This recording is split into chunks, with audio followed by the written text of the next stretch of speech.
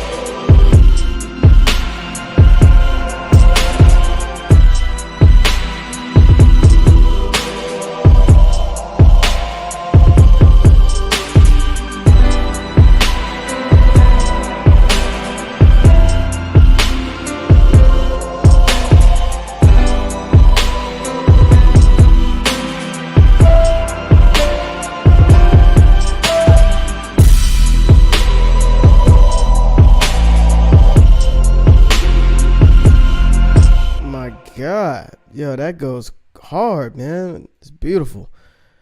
Yo, if you're feeling the beat, give it a thumbs up on this video. Just really happy how this came out, and I'm gonna show you a few things that I did. First, I started out with this really cool sound. Of course, you know, started with some really great chords, some craziness going on, but also used them in other sounds as well. But check it out. Started out with Omnisphere, and this is the sound I chose. Let's open that up so you can hear what sound it is. Let me see what sound it is and hear it, because I got nothing to hide here. So that is the orchestration flute with Plex. It's an interesting name, but it sounds like this.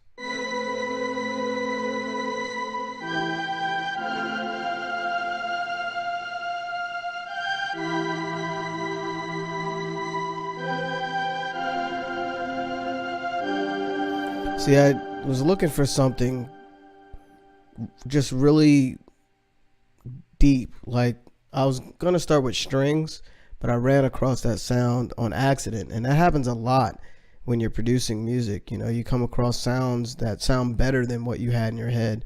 And what I did was, I think I just typed in, I went to the string area and just used the shuffle and just kind of found it like that.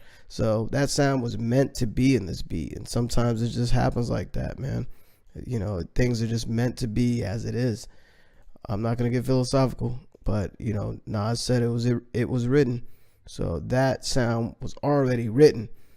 Next sound I added was this is a very complex sound, but I like the movement in it, and it just sounds dope. And did similar chords, but made them longer, and just kind of blend in the background. There's a lot of movement, so check it out.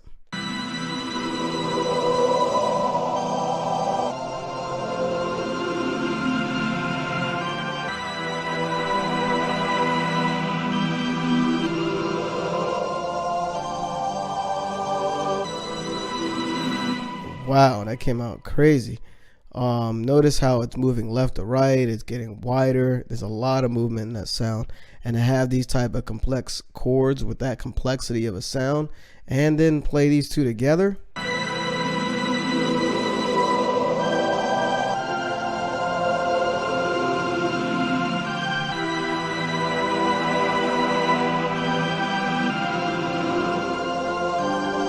See, I knew right away I had something special when those are just where I started. So then I added this beautiful, it took me probably, I don't know, close to a half an hour to program this. It's a beautiful piano melody in the background, so I'm gonna play it.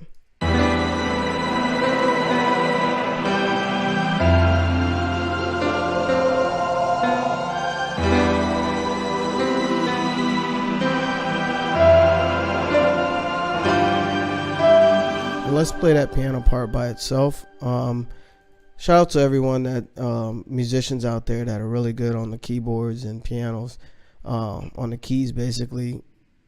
I plucked all these in and just went by ear and came up with this, and I spent a lot of time on it, but it may not look like much, but it sounds like a lot. So here we go.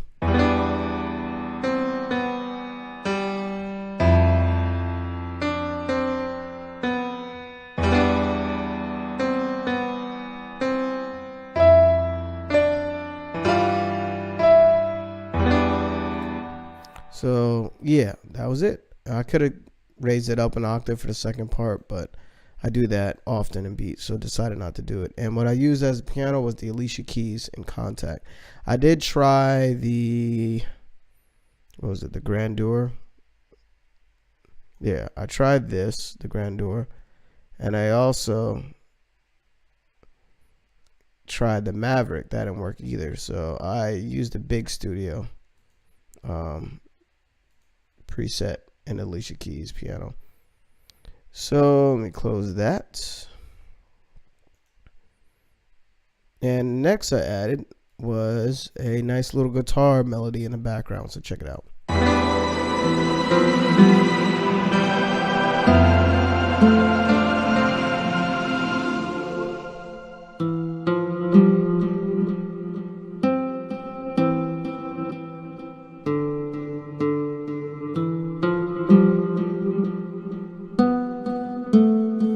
That was a cool little guitar I added in the back. It was from Omnisphere.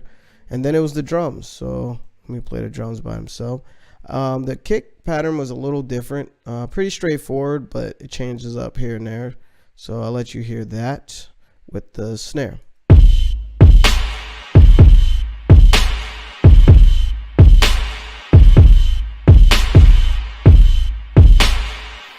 And notice it hits hard as, you know, AF.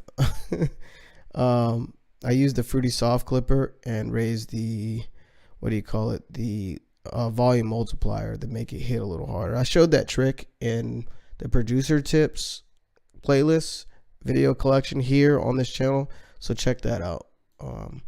And the snare, I used the same technique, but also used the Fruity stereo enhancer to kind of separate it a little bit, kind of give it like a chorusy effect, and also just a taste of reverb.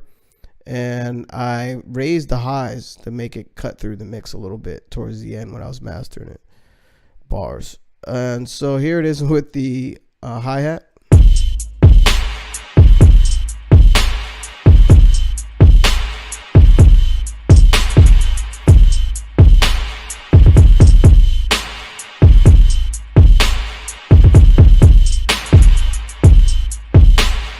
So the hi-hat, I put it in the background. I didn't want it that loud, and I also pitched it a little bit and just did a pretty simple pattern. There's like little triplets here and there, but you know, it's not that complex. So I wanted it simple, just so this beat kind of rides. You know, you don't have to think too much. It just kind of takes you there. I'm not sure what this was. I think it's a open hi-hat. So let's check it out. It's a some type of percussion. And then the sub, I use the sub in Omnisphere, and also the capitator to give it a little bit of distortion over the top of it in the mixer track here. Boom. And of course I cut some of the highs, and I sidechain it to the kick, so that way, you know, the kick cuts through. To catch, I put this in a lot of other videos, so make sure you check out the other beat making videos and beat breakdown videos. So let's play it with the bass.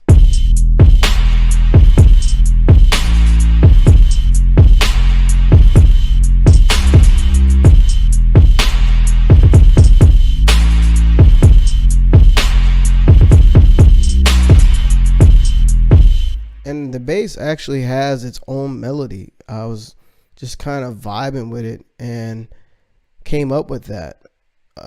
Just listening to the chords without the drums and anything. Let's just play the bass and the chords, so that way you can hear it in contrast.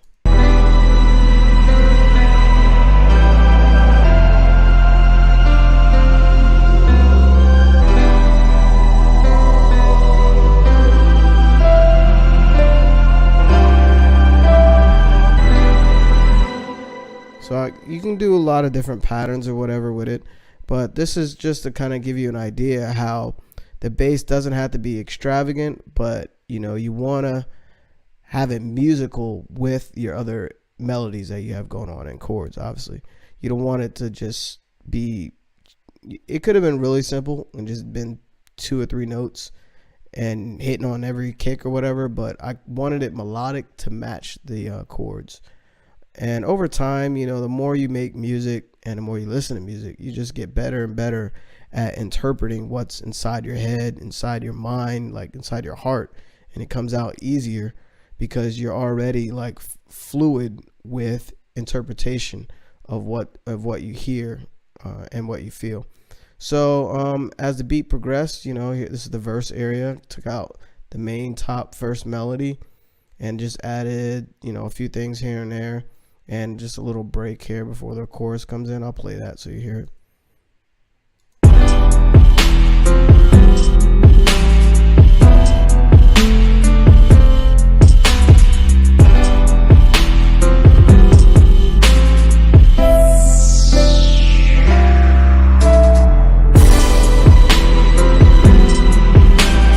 And after the chorus, I did a little breakdown.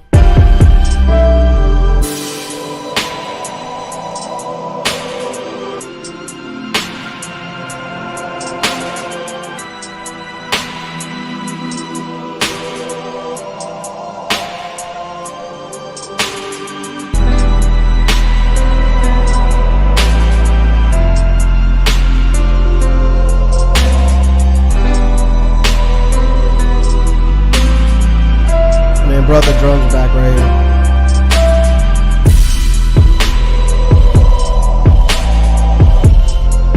here. Yo, I love this beat. Man, that came out crazy. And I ended it with just the first 2 melodies and had it fade out. So mixing wise, you know, of course you set your levels appropriately, accordingly how you want them. And I didn't do much panning, actually. A lot of the sounds had panning built into them and a lot of movement. I did do some panning outside of here. I did panning in the piano roll with the hi-hats. I don't know if you caught that when I was playing it. But yeah, 808 went straight up, kick straight up, obviously, snare straight. At snare, I did, you know, the fruity stereo enhancer to make it pan left and right a little bit. So the beat sound pretty full because of the movement of a lot of the instrumentation. So I didn't pan that much. I did stereo separation on the transition effect because I wanted it a lot wider. And of course, on my master chain, if you notice at the beginning of the video, I turned it off because I was getting pops and I didn't feel like going into audio settings and changing all that. So have you seen in other videos? Right now, I finally bought Neutron 2 and Ozone 8. And, you know, I use, open up for me, there we go. pretty much the the master, the track assistant, and then I change the parameters in here based on what it chose. And the same with Ozone 8. Tonal balance control is dope because I'm able to look at every level. I turned it off because of all the processing in the video, but that's an awesome tool from iZotope.